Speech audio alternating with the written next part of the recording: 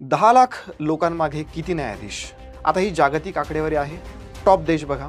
Germany 240, Slovenia 200+, Austria 190, Switzerland 180, Netherlands 150 आणि आता bottom देश बघा. फिलिपाईन्स 15 ते 20, बांगलादेश 12 ते 15, नायजेरिया 10 ते 12, पाकिस्तान 15 ते 18 आणि भारत फक्त 21. समझ रहे हो समझ रहे हो ना. आता याच निमित्ताने थोडं मागे जात मुंबईची थोडीशी माहिती घेऊया. मुंबईचा विचार केला तर उच्च न्यायालयातल्या प्रलंबित खटल्यांची संख्या ही जवळपास 7 लाखांच्याही पुढे असल्याचं दिसतं. ही आकडेवारी 2023च्या अखेरची आहे, म्हणजे नंतरच्या 1.5 वर्षांमध्ये त्यामध्ये भर पडलेली असणार हे नक्की.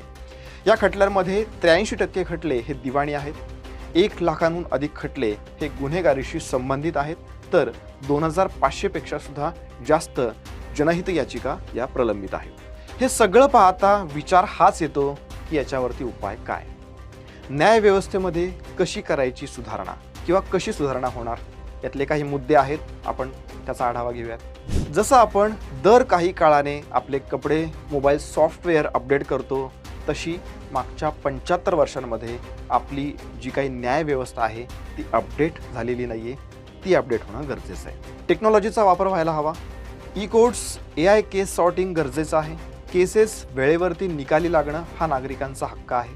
न्यायाधीशांची संख्या 5 पट वाढवणं ही आत्ताच्या काळाची गरज आहे. महिलांसह विविध जाती धर्माचं प्रतिनिधित्व हे वाढायला हवं. कायद्याचं शिक्षण आणि जनजागृती हवी.